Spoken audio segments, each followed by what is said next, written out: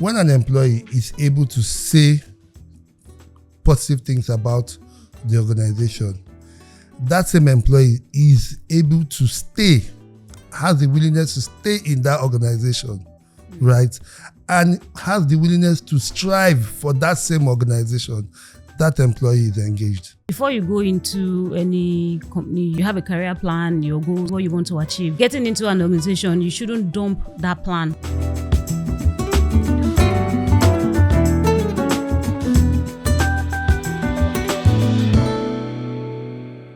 Hello and welcome to HRT. My name is Taye, your favorite host. Today we'll have an exciting discussion for you. We'll be diving deep into the world of employee engagements. And to help us do justice to this, it's a very crucial aspect of any successful organization. And to help us do this, we have a very special guest. So we have Gabriel in the house. Gabriel is a seasoned HR professional with about 23 years experience. His experience cuts across various industries, oil and gas, hospitality, telecoms, and energy. Gabriel has grown through the ranks and he's done HR in different aspects, in different shades and different colors. In different shades, different colors, reporting to different cadre of people, up to the board right now, and even being the board himself as well. So, Gabriel, thank you for joining us on today's episode. Thank you very much. Thank you for having me. Okay, so we will just go straight into it, which is, we're discussing employee engagement. And I think my first question is even to help us understand what employee engagement is and why it matters. Okay. I hope you don't mind if I rephrase your question. That's fine.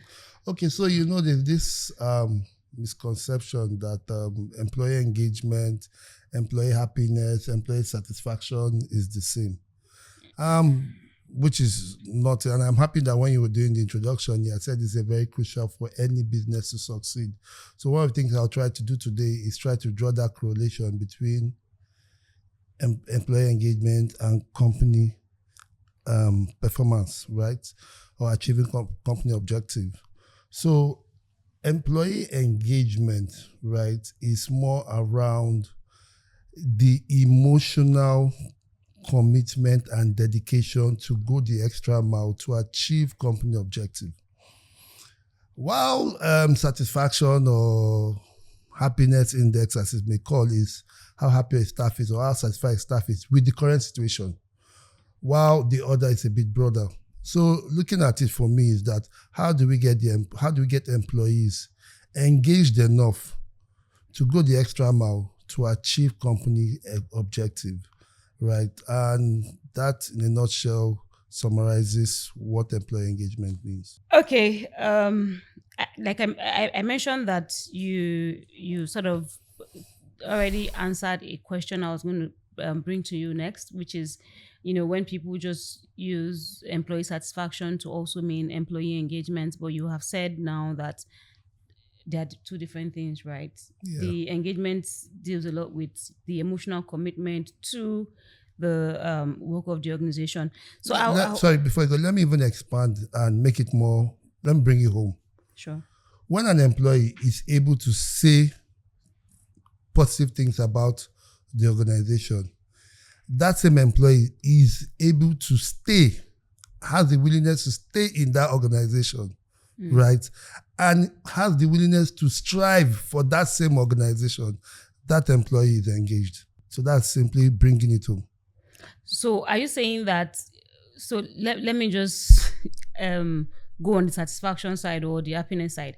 So are you saying if I feel satisfied, or let's say I'm happy, my salary is high enough, and every other thing is just okay, I'm happy in a nutshell, it doesn't really translate to me staying as much as employee engagement translates to me staying. Exactly. I'm happy with my situation today. I may be happy with my salary, right? And that's like the major thing, but I don't have the work tool.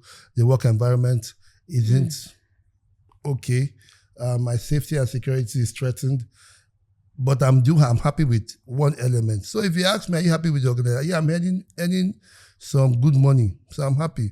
But is the person actually engaged, right, in terms of getting value back to the business, in terms of intentionally wanting to succeed as a person, as an organization? That's a different discussion altogether. Okay, I see. So what are the key factors that you think influence employee engagement in an organization? Okay, a lot, but I'll try and bundle this into three, four. Number one is leadership and management. Remember this, there's a saying that says that employees don't leave an organization, They right? leave their managers. They leave their managers. So how are your leaders, as I like to call them, managing these employees in terms of ensuring that they know what they're supposed to do, understanding how the strategic objective of organization, how you impact that strategic organization. Do you have a clear performance management system? Do you have job descriptions that is laid out to say these are the things you need to do? Or this, it shows you the how of how you want to achieve it. Are you communicating as leaders quickly to employees to say these are the different changes that are happening within that organization, right? Are you creating that atmosphere, right, for employees to give solutions or also contribute to that organization's success? The second one will be around work environment. Is the business creating that collaborative environment for every employee to succeed? So do we have the right, as an organization, do we have the right tools for us to do? Do we have the work environment in terms of safety? Where I'm working, is it safe enough for me to work? The ambience of where it is, the security, all of those things, are they in place? And are there enough to ensure that the employee is not distracted from the core role or objective that he's supposed to do? And then the third one would be around compensation, right?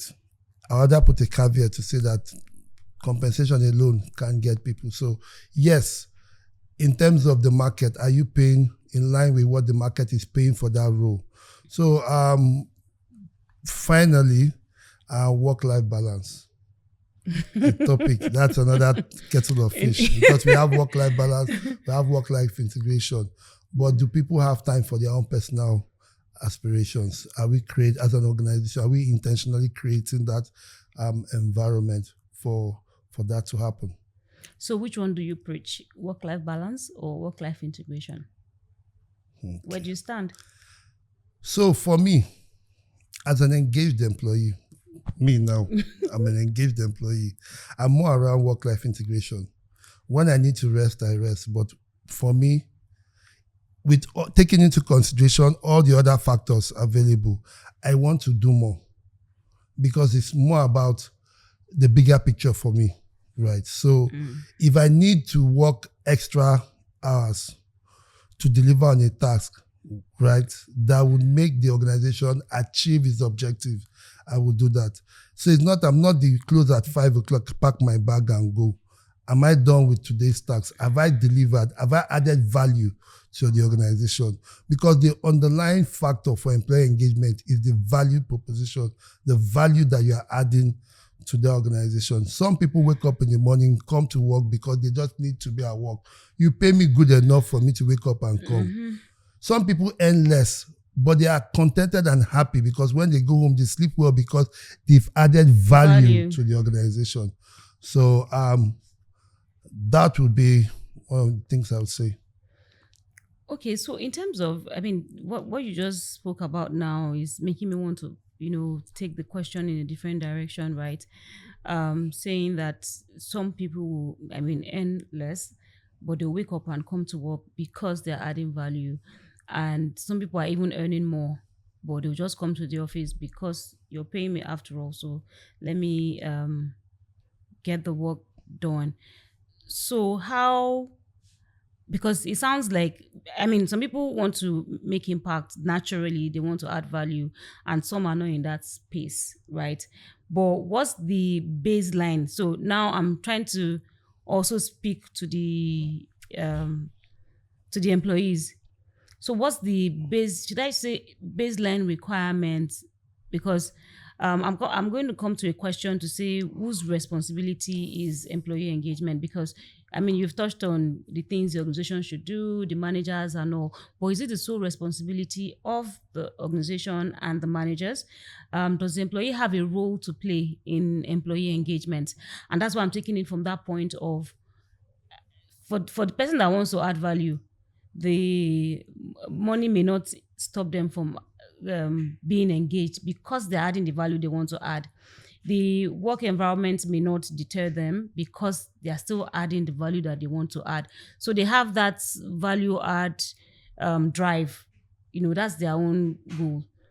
Yeah, And but that will help them to, I feel that will help them to, lay that right foundation for being committed to whatever they are doing. So if I'm not on that table, how do I contribute to employee engagement, if at all I'm required to contribute as an employee? first of all, clarity. And I mentioned it earlier. Do you understand why you are here? Do I have a job description that says these are the things I need to do? Do I have a performance management criteria that says this is how we expect you to, what we expect you to do, how you expected to do it, and when you should do it? Does this align with my own personal values, right? The how to do it, does it align with my own personal values? And do I get contentment from doing what I do, right? And if I'm adding the value. So again, you won't say there's just one element, right, that would say, oh, as far as you give me my job description and you tell me and you do, and that's it. It has to be a snippet of all of this. That's why you measure it. There are different elements that you measure. You measure up to the fact that do people even understand the brand that they are working for, right? And how do they even perceive this brand?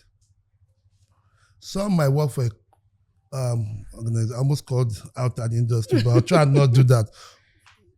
Their personal beliefs they may work in an organization, right, that produces something that their personal belief does not align with, but they are there.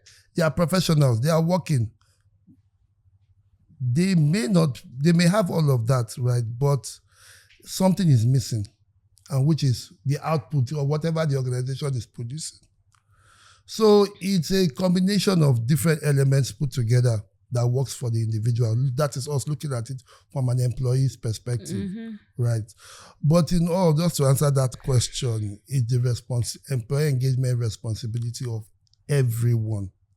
From management ensuring that you create that culture that allows for collaboration, from the leaders now managing these employees and ensuring that communication is done, the tools are available, they know what they want to do, and then the staff himself wanting to achieve that self stuff. And there's something I remember now that I would have added, which is career development. Very, very key.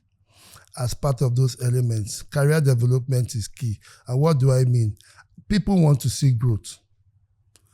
The only reason some people wake up, you feel some sort of self-fulfillment, and that also answers the question. Self-fulfillment, knowing that I am growing where I am. How I came in here is not where I am today. And there's some sort of growth in my life. So if all of these are available, it makes the engagement process easier, right? Again, so the next question. Before I start. Before you digress too much. Okay, so another area that I would want us to also unpack is that for some organizations, there's this misconception or there's this practice where they think that achieving employee engagement is a one-off intervention. So it's something that you can just come up with things to do and just do it for like 1 year or 2 years, and everyone feels happy, everyone feels, you feel they are all engaged. Do you think that you can implement employee engagement initiatives as a one-off in order for you to achieve that engagement that you want? So for any organization to think it's a one-off activity or a tick box activity, like I mentioned earlier in the beginning of this podcast, that organization is on its way out of business. Because you need to continue to measure your engagement level. You need to monitor and measure your engagement level, some annually, biannually, depending on the organization. And how do we do this? We come up with a survey that shows the different elements we are trying to capture. You get people's feedback on it. And like I said, there's no part of it that says, are you happy or not? Do I have the right tools to do the work? How is my work environment? Am I safe in that environment? Do I have my job description? Do I know what this business strategy is all about? Is there career development? Is there career opportunities in the business? Am I being trained to have the competency to deliver on my job? All of that. Then you continue to measure, because today, maybe today we don't have issues even with, let's even use a real life example here. Compensation 2 years ago, right? Compensation 2 years ago, you had done one, everybody was happy then. But the inflation rate today, and you do not revisit it, what do you think will happen? You start losing your employees to organizations that have moved with the change. So you need to continuously measure this engagement and ensure that all the action points, which are now those initiatives, are implemented, monitored, and checked to see if there's any change. And you also, even the ones that you were doing good at, previous survey results, you go back and still measure them again to check if you are still there. It's a continuous thing. It's a continuous process. It's really key. Some organizations have it in their HR department as this function on its own, because there's a direct correlation between an engaged employee and performance. And I'll use one of, when I was working in the telco, where the region that had the best results in terms of sales were the same region that had the best engagement scores. Because what the things that will make them go the extra miles, we identified them, we provided intervention, we monitored and tracked it. And when all of those things were done, it automatically showed people were now ready to go and sell, and sell the products, just to ensure that we achieved the regional objective as at that time. Right.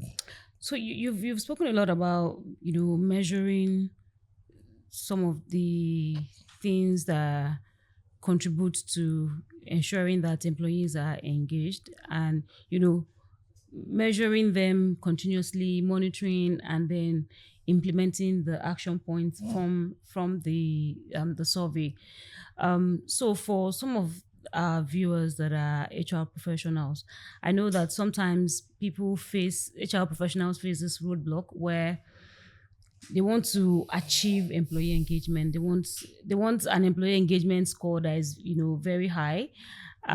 They've done the survey, they've seen where the issues are, and based on the results of the survey, they've drawn up like an intervention plan, areas to address, but they're not making headway because maybe the senior managers in the organization or the business owner or owners are not seeing things the way they're seeing, and they're not able to push through. What would be your advice to such HR professionals in getting the action required in getting it through, getting it across, and getting the right approval for them to be able to implement? I think, first of all, in every change management process, you must have a sponsor, and the sponsor is definitely management, right? And how do you get management to be on board with your initiatives, right? Is to first show that correlation from how it will affect the business side. As HR professionals, we are also business managers. Absolutely. So from a business point, what does it mean that if I provide security, I'm going to use the most mundane, let's use security, or a more relaxed, or let's assume you have a lot of retention strategies around ensuring that the office space is comfortable, the ambience is bright, there are flowers. So let me tell you something that has nothing to do with business. And then they say, why do I need to waste that money? Because that's what business managers will look at. Why do I need to waste that money? If you are able to explain the correlation between having staff stay longer in the office, and please, I'm not saying out of work-life balance, but stay longer, and they don't feel the sense of, you make the office almost like a home, the sense of rushing out of the office to go home and stay longer to deliver your results. What will happen? So it means that if I deliver 5 before end of business, if my office environment is traffic and all of that, rather than sit in traffic, why don't I just stay back to the office for extra 1 or 2 hours and deliver 7?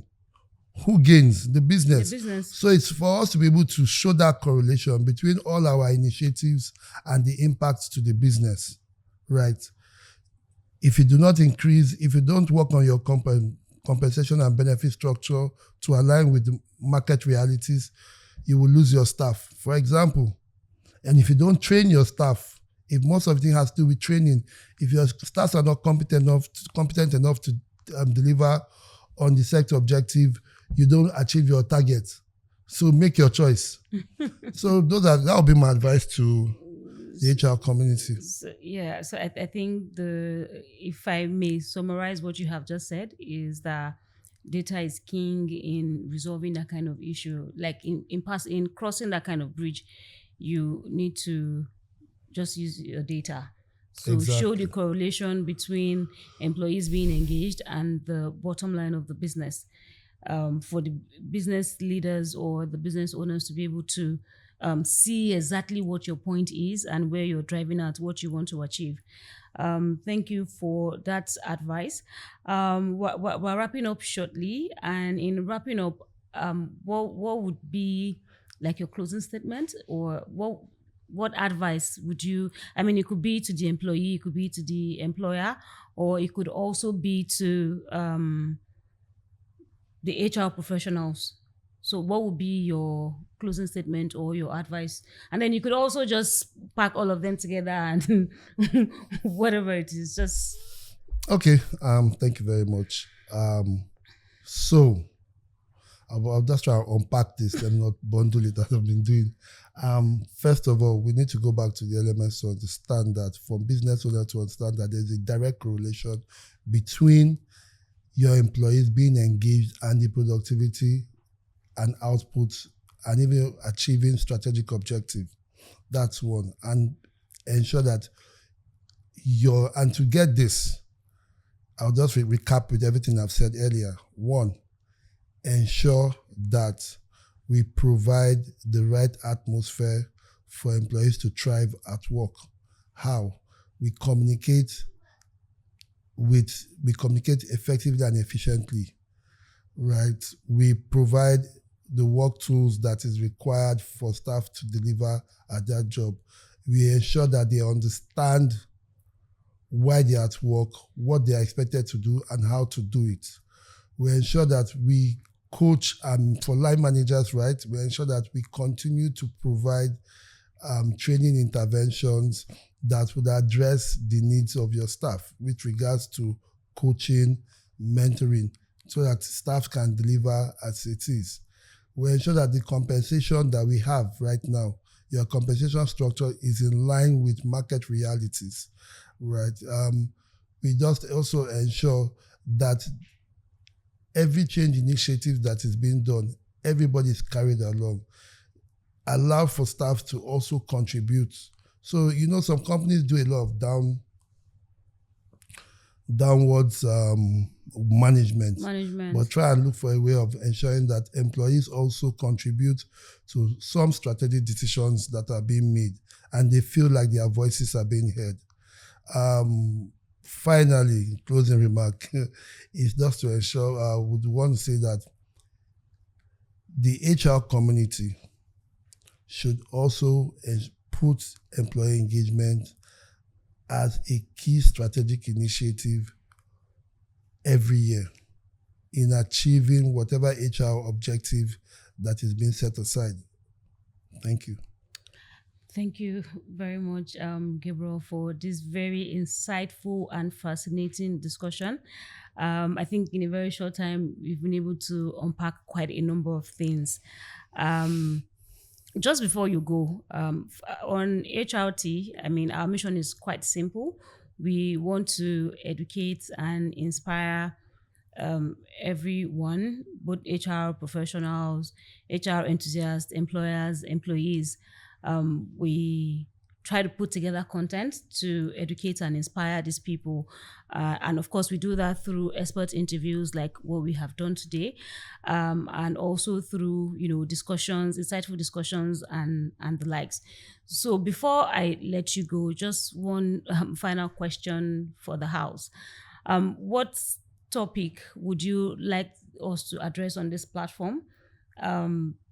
A topic of impact, of course. I just talked about who our audience are and also what the mission is. We want to educate and inspire our audience on HR topics. All right, thanks. I think for me, it would be talent management. Okay. And the full bundle Of talent management. That is the nucleus of the HR an HR department. It's the core of our role. How do we manage these talents? And in doing this, most of these subset interviews that you're having, you're covering it, but let's have an interview where someone unbundles this, right? As a whole. Thank you once again, Gabriel, for your time and then for, again, honoring us with your presence and sharing your expert knowledge with us. We really do appreciate, and we hope to have you again sometime soon. Thank you so much, Gabriel. Thank you. Grateful. Thank you to our audience for tuning in today on this episode. Thank you for joining us. On HRT, we are dedicated to bringing you impactful content on HR. The HR landscape is an ever-evolving one, so we're bringing you topics to keep you abreast of all the happenings in the HR world and also to help you position yourself in the workplace and in life in general. Would love to engage with you, so please engage with us in the comments below. Let's hear from you. Let's hear how you've been able to apply some of the topics that we have discussed. Let's hear your contributions on the topics, and you can also suggest topics for us to help unpack on this platform. Would really love to hear from you. Don't forget to like and share the video. You could also turn on your notification button so that you get notified when next we upload another episode. Until then, stay happy. Bye.